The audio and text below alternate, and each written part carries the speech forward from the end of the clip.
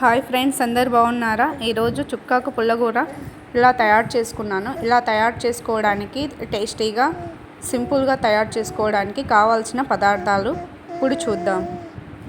ఒక కట్ట చుక్కాకు తీసుకొని సన్నగా కట్ చేసి కడిగి పక్కన తీసి పెట్టుకోవాలి. ఇప్పుడు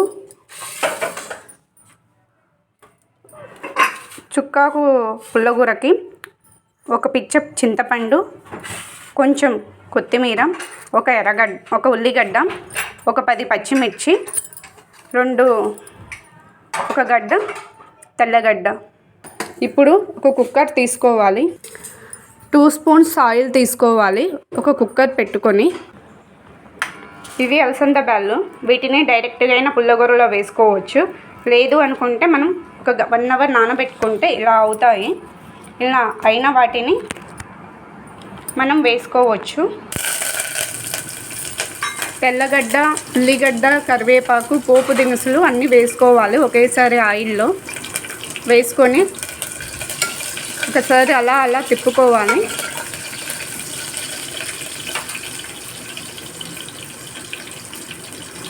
ఒక 3 ఎండుమిర్చి కూడా వేసుకోవాలి తుంచి.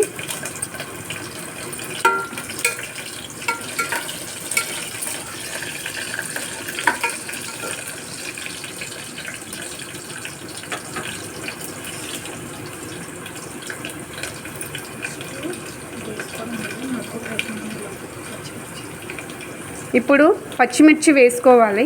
పచ్చిమిర్చి ముందుగా వేసుకోవడం వల్ల కొంచెం త్వరగా మగ్గుతాయి. ఉల్లిగడ్డ, చింతపండు, ఇప్పుడు మనం కడిగి పక్కన తీసి పెట్టుకున్న చుక్కాకు అన్నీ ఒకసారి వేసుకోవాలి.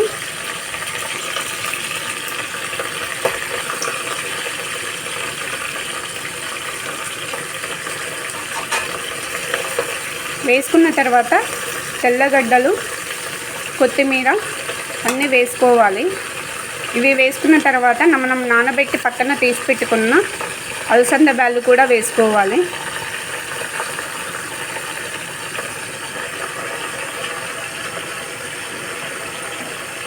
కొంచెం పసుపు కూడా వేసుకోవాలి.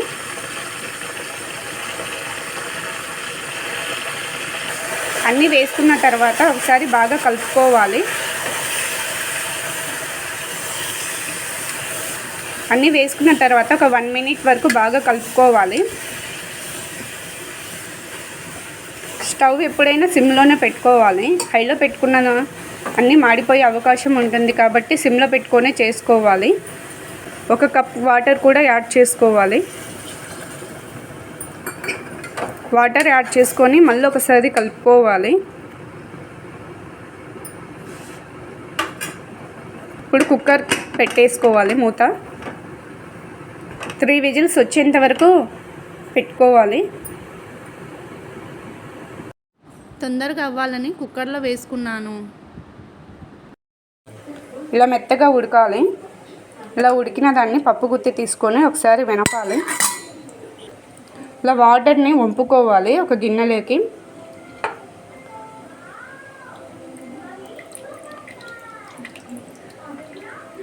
వంపుకొని మెత్తగా వెనుపుకోవాలి. రుచికి తగినంతగా ఉప్పు వేసుకోవాలి.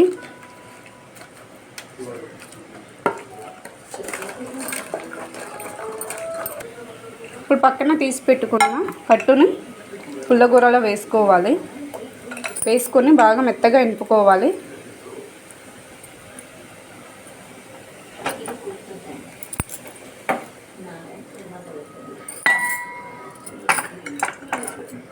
ఇలా మెత్తగా వెనుపుకోవాలి. వెనుపుకున్న దాన్ని ఒక బౌల్లోకి తీసుకోవాలి. ఇప్పుడు ఎంతో టేస్టీగా వేడిగా ఉండే చుక్కాకు పుల్లగూర రెడీ అయిపోయింది. ఇందులో టమాటా కూడా వేసుకోవచ్చు. అది మనం ఆల్రెడీ చింతపండు వేసాం కాబట్టి టమాటా మేము స్కిప్ చేశాను. లేకపోతే అది యాడ్ చేసుకోవచ్చు. అలా యాడ్ చేసుకున్నా కూడా టేస్ట్ బాగానే ఉంటుంది. వేడి అన్నంలోకి చుక్కాకు పుల్లగూర వేసుకొని తింటే చాలా కమ్మగా ఉంటుంది.